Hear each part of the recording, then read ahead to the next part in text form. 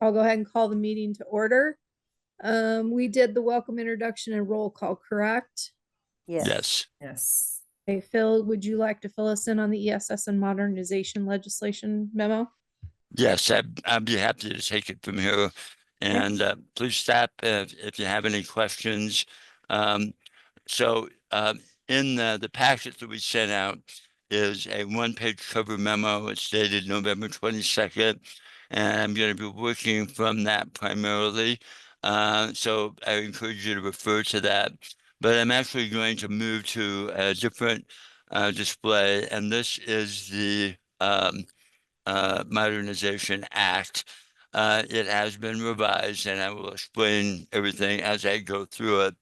Most of the substantive issues are addressed in the memo, and I will go through those as we achieve them.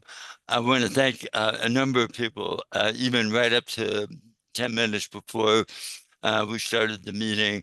I received an email message or two saying, "Hey, I found a typo here." Or a question there. So I appreciate all of the input. It makes for a cleaner, better document. So I appreciate all the help that everybody has given by putting eyes on this. Um, First, a 30-second background. Why are we here today? And why are we doing this so soon after the November 14th meeting? And the main reason is that if you'll recall, going back to the November meeting, we worked off of a memo that was dated November 12th, generally describing the status of the policy development that existed on that date. And then as we went through it, we had some different formatted documents um, uh, that represented what the legislation would look like, but it really wasn't necessarily anything close to being in bill form. But we did go through it, and the working group, I mean, the committee, the ESS committee, and the ICR executive board went through each of the items, and we reached the end, and some changes were made and noted. And then a vote was taken by both groups to approve the document as it was. So what happened between now and then?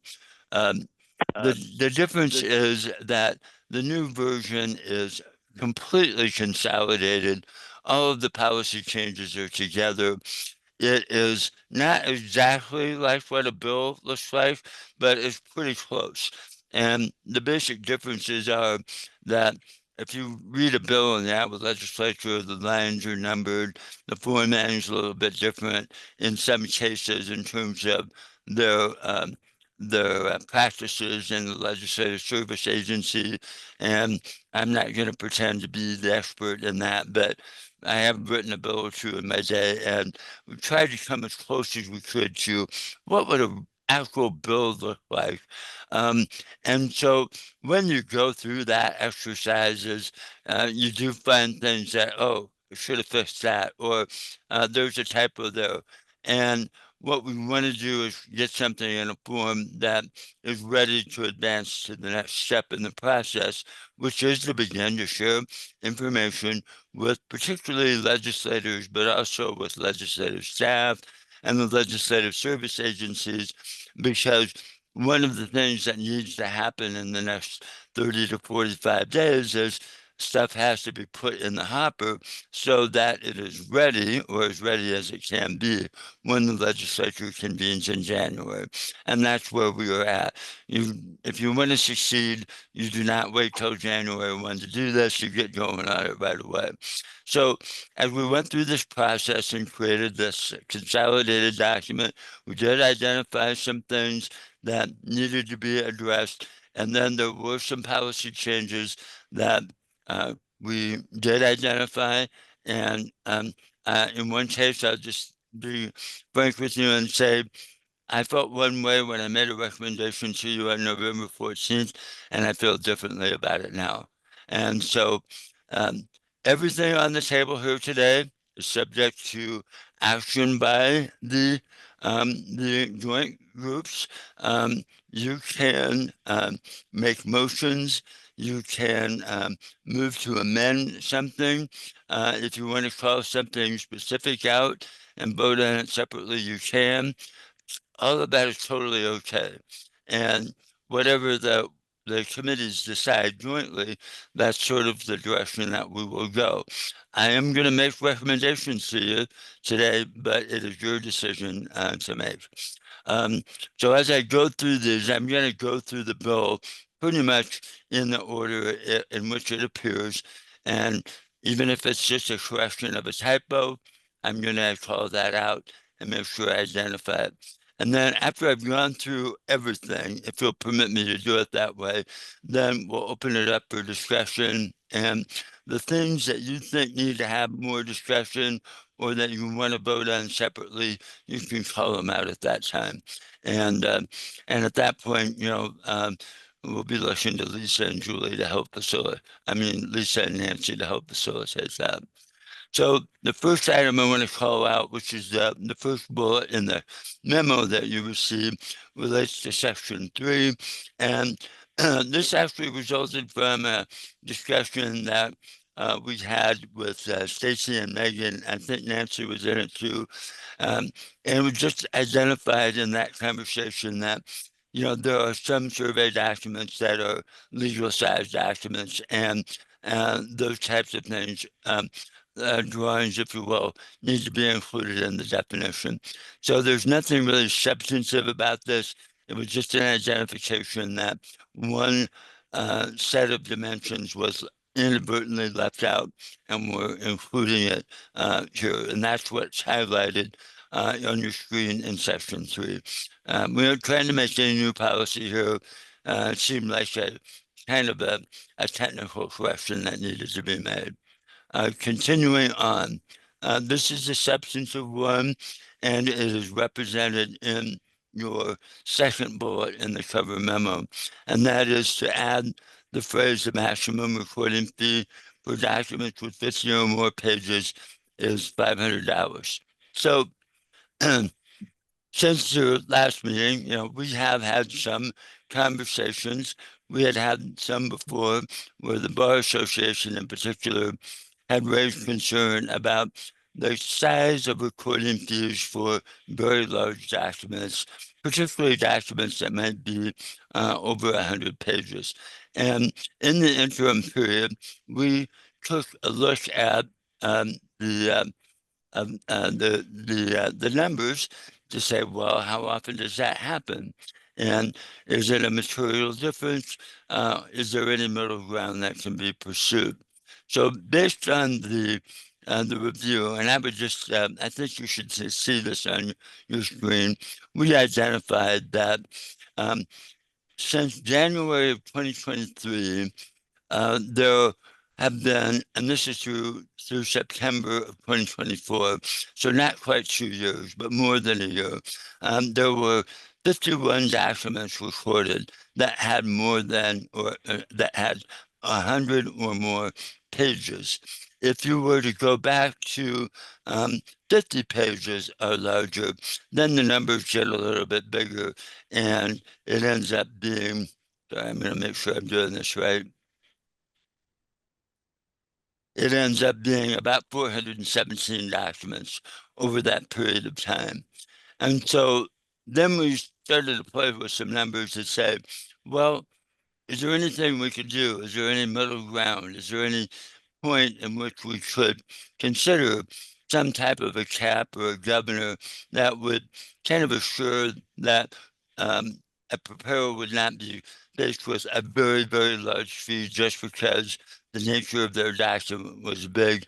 And where is the line between not really making a big financial difference, but maybe to the greater whole, but maybe a little bit of difference for the individual preparer of the document. And playing with the numbers, the reason $500 was picked is because if you took a 100-page document in today's recording fee, including all the add-on fees, it's about $500. So that's sort of the benchmark that we said. Okay, we know that preparers are willing to pay $500 today. You got to assume that that wouldn't be a big lift for anybody going forward. And so we talked about that. Um, I will say we've not received formal endorsement or approval from the Bar Association, but we know it's an issue. And so to be proactive, I would say, in my opinion, it would not be a bad idea to just go ahead and address that issue right up front and do something that would not significantly detriment the overall revenue picture from the change in the base recording fee. So we did some calculations, and it turned out that um, if you set a base recording fee of $500 for a maximum for any size document, it would reduce overall revenue by about $121,000. And then you juxtapose that with the total potential income stream associated with the change in the recording fee. And it's not trivial, but it's not significant either. So that's how that came from. So you may debate this. I did receive an email from Carolyn in Lynn County that apparently there's been some discussion about this in District 6. And I don't know the vote or any details except she said that District 6 opposes this. That's all I know. So I'm passing that on and I'll continue with my discussion. The next item relates to section 9. We had a discussion about this at the last meeting. We had talked about maybe reducing the maximum digits from 8 to 6. This was a discussion that particularly we had with Julie in Polk County, and understandably, we really haven't had an opportunity to have any serious discussion about that.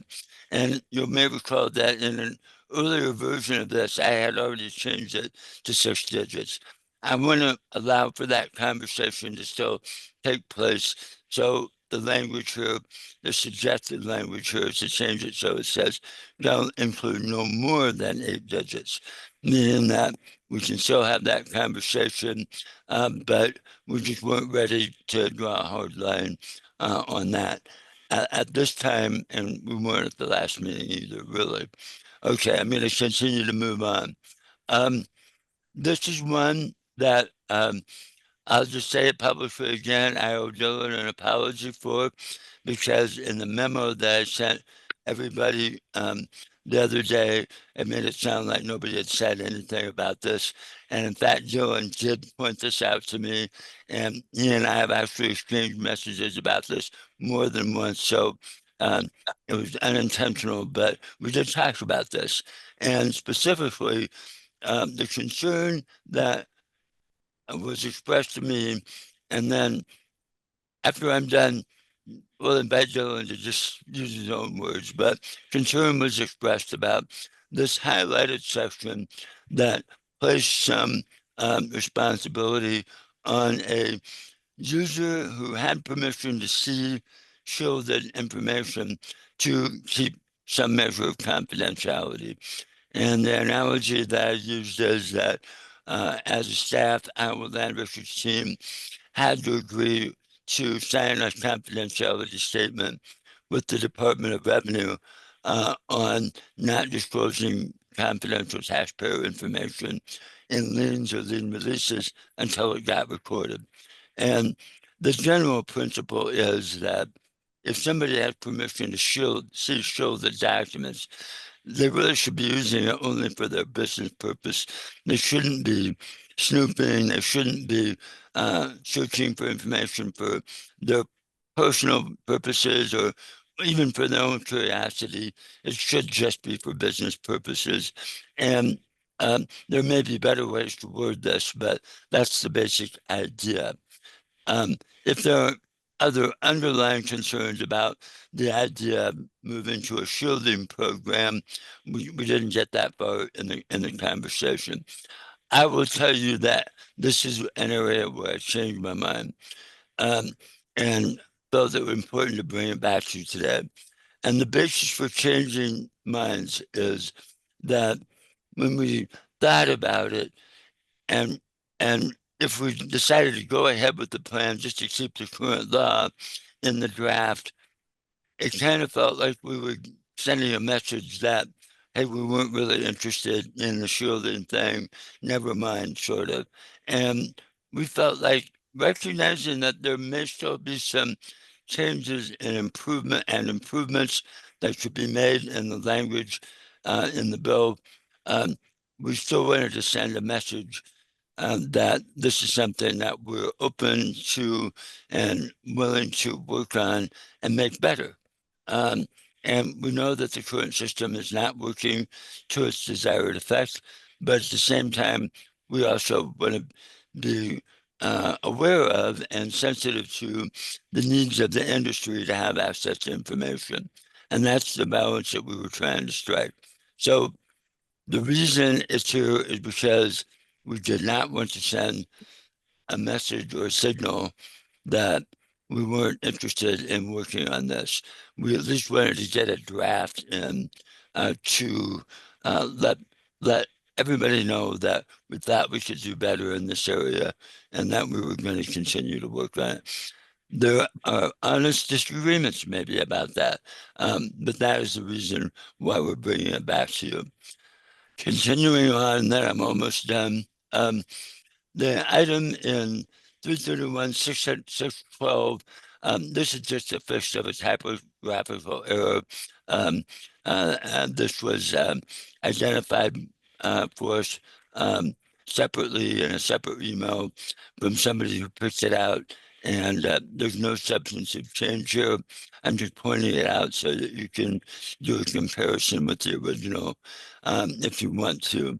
And then last but not least, since the November 14th meeting, um, we have received questions from several people to say, hey, when is the effective date, particularly related to the change in the document document referencing number system? If we're going to have a standard and everybody has to use that, when does it go into effect? And the reality is that the local service providers have been informed of this. There should be no surprise. But what if the bill is adopted in May? Um, you know, should we give everybody an opportunity to make an adjustment in a reasonable time frame? And the suggestion would be, let's just go ahead and acknowledge that and say it would be effective on January 1, 2026. That would give more time for everybody to make the adjustment and to do what's necessary to get ready for that change. So instead of just speaking about it in conversation, why not just go ahead and say that and put it in the code? There were a few suggested typographical type corrections in the body of the explanation, and I've got one of those highlighted, and then I've also modified the effective date provision so that that is in the explanation as well. So that is the summary of the changes that have been made and my abbreviated rationale for why they are being suggested. To be clear, I do think that a um, a reasonable cap is a good gesture uh, toward those who are concerned about that particular issue.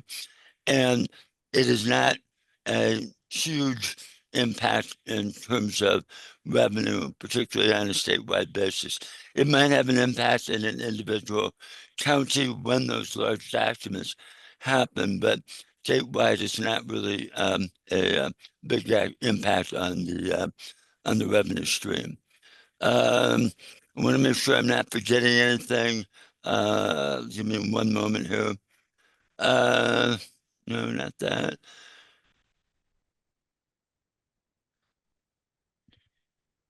One other thing that Carolyn from Lynn County pointed out, she had a comment about section 4. Let me go back to that.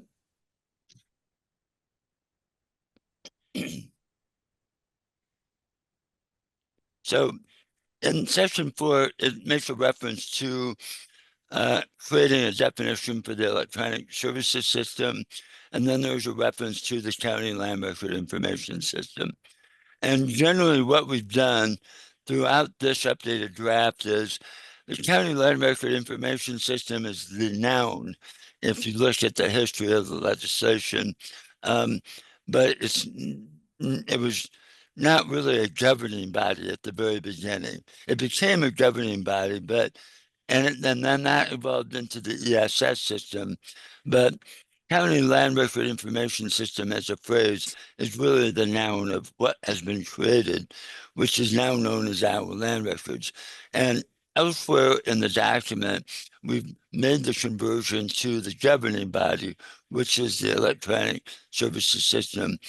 What she was suggesting is to use the term instead of saying county land record information system, she would say state land record information system. And I understand what she's getting at, but um, county land record information is still a thing in our code. It may not be the governing entity, but it's still a generic term for what was created. And I think we probably need to stay true to that. I could see saying something like, instead of implementing a county land record information system, it could say implement a statewide county land record information system. That kind of a change would make sense, but I don't think we should just change county land record information system to state land record information system, because there is some meaning to that history. So that, I think, completes my review of the changes and what rationale I can give to why the changes were made. Open for discussion. Lisa.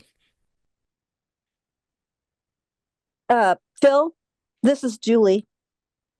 Yes. And I'm just going to get right to the meat of it.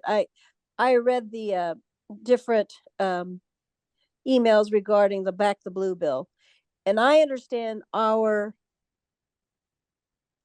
issue that we need to get this better written legislation. I just wonder if we haven't spent enough time, which I'm sure you don't believe, but I don't want to write legislation. I don't want to propose legislation that isn't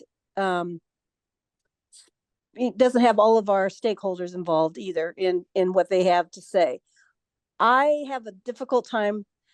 I see a lot of problems with making eligible professionals, and I get it. I understand it. We have to let them have it. There's just I don't want to open up a can of worms for me being the principal and trying to say who gets to see it and who doesn't get to see it. And I also think that there's got to be a way, because my understanding is if they came to my office, they could see it anyway, right? Right. Correct. So if we take out the eligible professionals, it doesn't, I mean, I hate to say they can have access to, you know what I'm saying? I guess I'm just worried that setting that aside, if you want to put a statement in there to say that we're open to better legislation, I don't know if that's the one that I would want to put in there. I think that that's just going to cause, apparently it already is, causing some of our stakeholders to question whether or not that's a good statement. I understand, but we need a statement that says that this legislation stinks, because it does, and they didn't think it through. So if we could think of some other statement that we could stick in there that basically says this isn't working, and most of it isn't working because all we're doing is redacting one name, and maybe adding the spouse's name, or what you know what I'm trying to say. I understand we need to stick something in there so that something is done, so that legislation is created and we're starting the conversation. But I just don't know if the eligible professionals is the one. Yeah, I think I understand what you're saying. Um, I would draw a couple of distinctions. One is that with even though this is not a elaborate or extensive language, I think we do know what to do as far as if you agree with the idea that a whole class of people in the real estate industry should have access to the information. Eligible professions, which ends up being, if you go back up to the definition, is defined as somebody who is a member of the bar or somebody who participates in the Iowa Title Guarantee Program. That is a bigger class of people other than individuals. And so, and in terms of determining who can and cannot, the people who manage whatever the website is would have to make that decision. In our case, I'm fairly confident that we could work with the bar and work with Iowa Title Guarantee to identify the people that should be eligible to view any shielded information.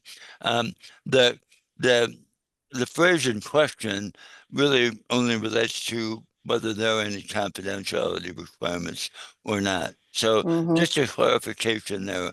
Um, so, um, but if I understand your suggestion, it would be to kind of move the current code language into the right spot, and then maybe in the explanatory document or something, indicate willingness to work on updating, something like that. Is that what you meant? Yes, yeah. I just think that for me, because I do have my own website, I just it would be it, I mean, to me this looks like a nightmare, but but maybe it's easier than I think. But yes, my suggestion is that we make it known that the recorders, in a subtle way, that the recorders feel that this legislation could be more better written, and we're open to some suggestions from the representatives that Right. wrote this in the first place. So, but I just kind of think that this has to be addressed more thoroughly, I think, as far as eligible professionals. And you're right, it's pretty, the net's pretty wide, but how do you control that net? And I get it's all about signing the agreement, but we all know that people file e-files that are sent that are not the original. So I mean, to me, signing an agreement isn't thorough enough. And I think abstractors, bankers, and that's one of the things about the way this law was written. I have police officers coming in that they want them, they would like it totally off of there. I said, well, if a banker can't find it, unless you have it under some other name, or unless you have it under a trade name, or some sort of company name, or some other thing, it's not going to help you when you want to sell it or when you want to go get a loan. So all of those things need to be addressed to these people and to protect them. I want the recorders to be shown as we're trying to protect them and to back the blue, because I am, for sure.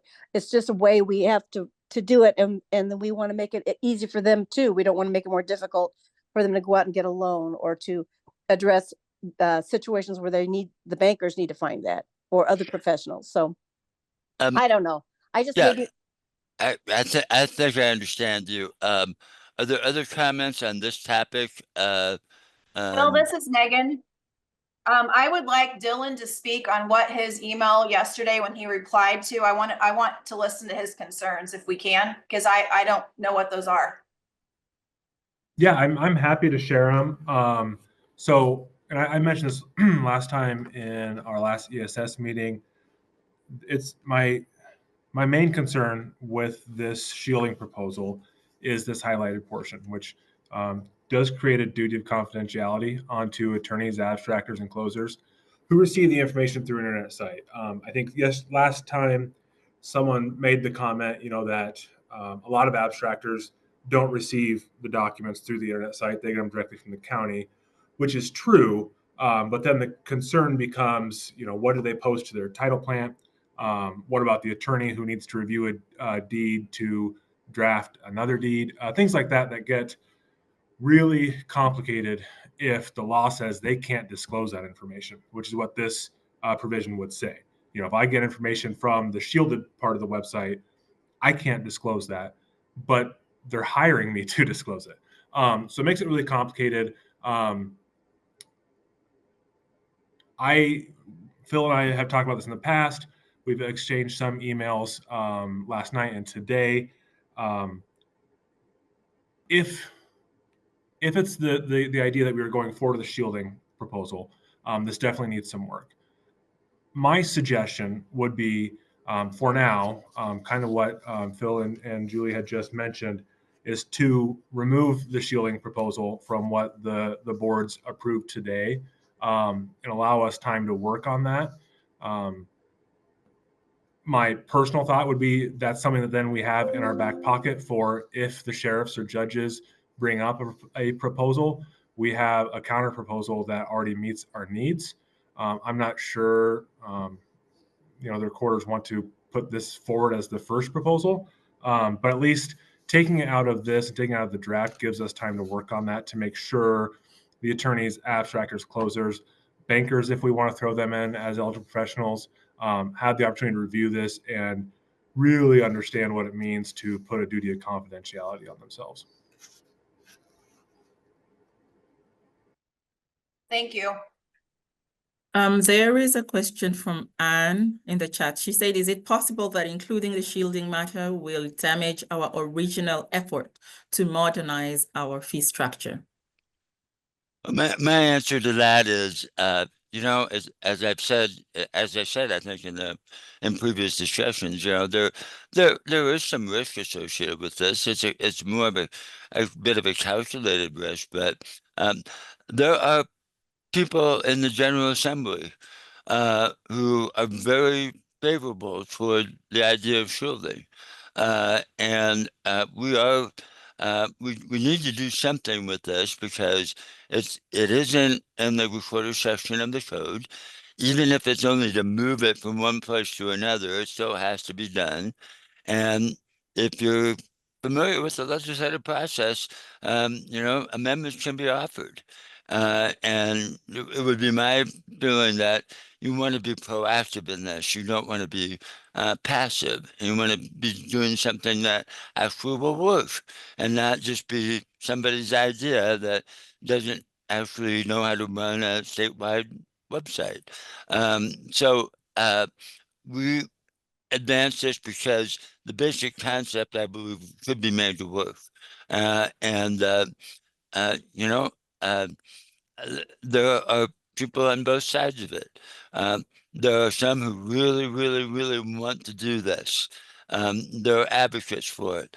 There are others who are more tepid in their interest because they don't want it to interfere with their business practice. And what we've tried to do here is to strike an appropriate balance to make sure that people who need the information have access to it, but still provide the benefit of a workable program.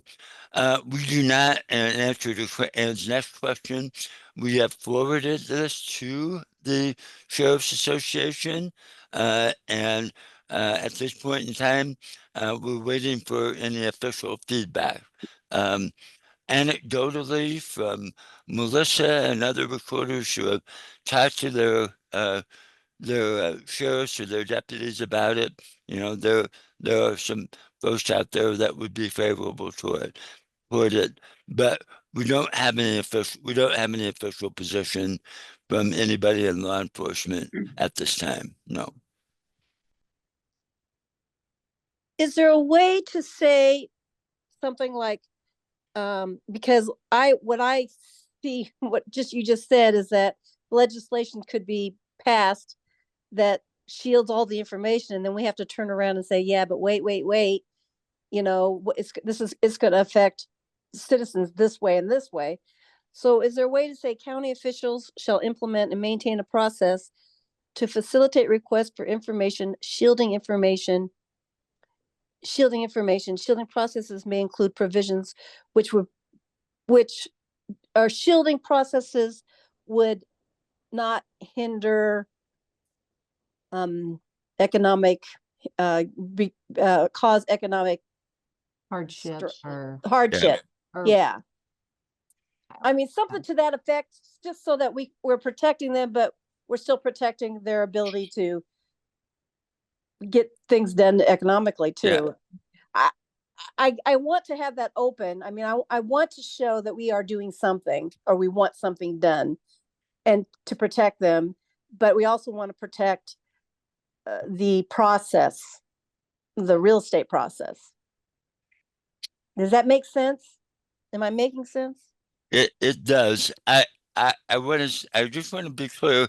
I I do not directly object to the idea of going back to where we were at the last meeting to just kind of keep the current code in the new part of this law, needs to be done, and with a footnote that says, you know, this is subject to further review, you know, and rather than try and parse all of the words here, Julie, it would be better to defer, in my opinion, than to try and wordsmith it on the fly in this meeting. Right. And I Right. agree with that, but I think trying to list the eligible professionals at this time, maybe Yep. it's kind of the same thing too. Yep. So maybe can we put this on the back burner and just look at this a little bit one more time, or put it separate from this vote? Yep. Okay, continue on. Was that I just started. can sorry. can I invite Joan to make a motion? That was gonna be my suggestion, is somebody make a motion to strike the shielding or whatever How it is we about we want to stay do. in our own lane like we said we were gonna do at summer school, but not that we don't care about Back the Blue, but I just, this really concerns me because I just feel like we're rushing, and I want to get, you know, there's a couple legislators that said, okay, let's anything Back the Blue that we're going to vote yes on. Well, I mean, I don't want to necessarily think that either, but just to get our bill passed for recording of fees, I think there's just some concerns here, I think, that have been valid, and we shouldn't move forward with this. Is I kind there, of agree with Megan. We, staying in our own lane, we did decide to not pursue the auditor's transfer fee because of that same reason. So that we Well, didn't. I think I would feel better, like the sheriff, and Stacy's got some great, great connections there too. I think we really need to have their opinion. I don't know. And I'm a big advocate for public records. I don't like anything shielded, but I live in small Davis County where everybody knows the sheriff's grandma, it's fine.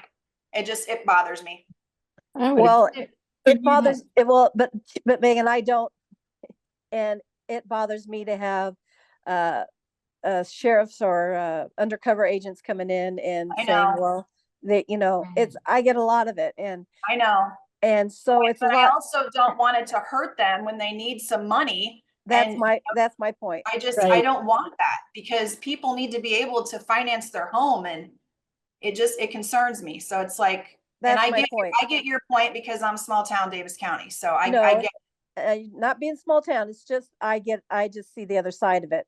But all I want to do is I want the recorders to somehow put in something that says this needs to be revisited somehow, but they can't. I don't want the legislators to go in there and say, yes, shield everything, or yes, everything's got to come down, or yes, they can't show anything. We've got to be careful on how we word, on how we present this. And I guess that's where I'm trying to come from. I want to show something. I want to show that we're interested in opening the door, but I also want to be careful in putting something in there, wording something in there that could backfire and do the opposite of what we want it to do. Wouldn't you do that verbally rather than put it, because if this is going to be a bill that's drafted, couldn't verbally our Megan and Stacy and Nick and Bob just verbally talk to the others and say we're interested in working on it because it's not working the way it is? Well, it's better to probably have it's better to have something, stated, then amendments can happen and can make a better bill, but It then starts also the can make a worse conversation. bill. Yeah, it starts the conversation, but even by adding, even with the current bill just says that the one person, but how about that person and a spouse? Or having something in there that changes that so that the bill is recognized that there should be some amendments made, but not really putting language in there that that changes the dynamics of what we're trying to do. Phil, correct me if I'm wrong, but this has to be moved anyway, right? Yes, it does. Yeah. So, Julie, to your point, I don't think we have to add a word. If you guys wanted to go the route where you're just leaving what's there, you just put the language in the bill to move it to where it needs to be in code. Then it's in the bill. And you haven't adjusted anything. You're just moving it into the correct code section. So it will still be in the bill and open the door for a conversation, but you're not making any tweaks to the language. So all of the parts that we're talking about, the eligible professionals, and are you saying just the way it's worded is moved, or? No. That would basically take the current code section, the current statute, and then move it into 606A. That's all it would do. And it wouldn't change any of the substance. Okay. Yeah. And that provides the vehicle for conversation to take place, as Nick said. Absolutely. Okay. I would like to make that motion. Are we to that point? That we just add the language to move its own code section. The back the blue would become 331-606A. Yes. And that would be all. And we would strike any additional language. Keep it as is, essentially. Keep the bill as is, but move And it to just the move it. section of the code. That would be my motion. Okay, do I have a second? And seconded the Okay. motion. Okay. Yeah. It's been moved and seconded to just move that subsection into the correct section without any additional language. All those in favor say aye. Aye. Aye. All those opposed, same, whoops, sorry. All those opposed, same sign. Motion carried. Okay, Phil, take her away. Are there any other, I only have one other noted amendment. She's not a member of the governing boards, but Carolyn suggested inserting the word statewide before the county land record information system. And I certainly would not object to that. And so we're just going to add the word statewide, not state. Right. I have no objection to that. It would be in section 4, which I have highlighted right now. So it's a statewide county Right. land records information system. Yeah, I don't think that would substantively change the meaning. And it would keep that history together, in my opinion. Okay, I'll also move if she'd like to add that. This No, is Julie. Mel. I can second. Okay, it's been moved and seconded to add word statewide into that section. All those in favor say aye. Aye. Aye. Aye. And All those opposed, same sign. Sorry. Motion carried. Okay, and not that I would recommend the change, but I in fairness want to make sure you call it out. Does anybody have a difference of opinion on the $500 cap? I think it's wise to do it because I think that it's been said by even some legislators from the recaps that Stacy and I are getting from census and the other people that are meeting. And I think if the Bar Association said it, even though we don't have their formal written requests from them, I think that we probably better put it in there. I agree, Megan. And not only Yeah. that, but it sounds like we've done our due diligence in finding out that the most pages are like, if it was 100 pages, it would still just be $500 at the Right. current rate. Yeah, I think that's a wise move. I think we need to do that to show them we've made the good faith effort to not just be money grabbers. I don't know. I agree. Agreed. Jamie has approved that. She has given her approval to that as well for the $500 cap. So where we are at from a parliamentary perspective is that you have made amendments to what we're looking at in front of us. If you approve of the $500 cap, you don't need to amend this. It's already there. And unless there are any other amendments or changes, the parliamentary step here is to have somebody make a motion to amend, to approve this document that's before you right now as amended. If that's what your wish is. So you are Right. stating we don't do a separate one for the $500, but we do it all together, a motion to approve. What we Proposal. just approved Right. to amend.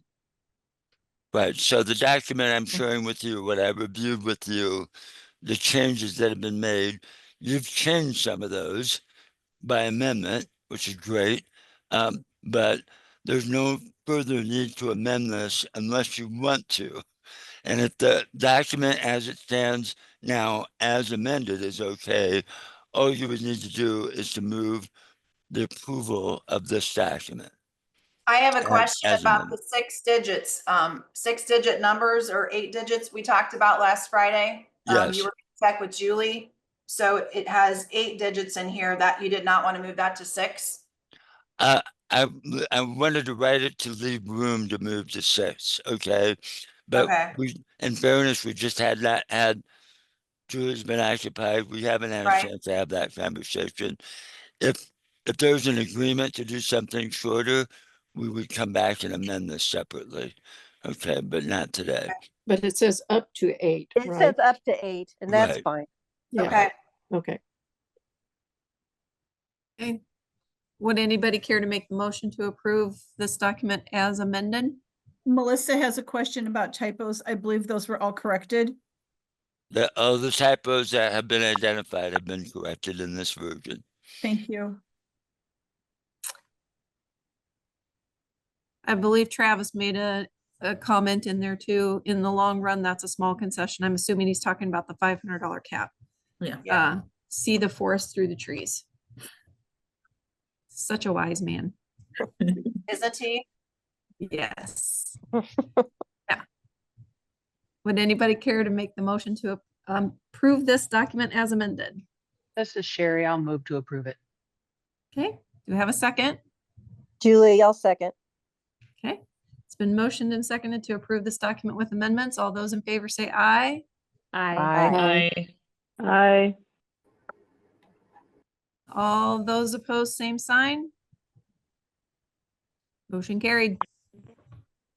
So I have 3 things to say to the group.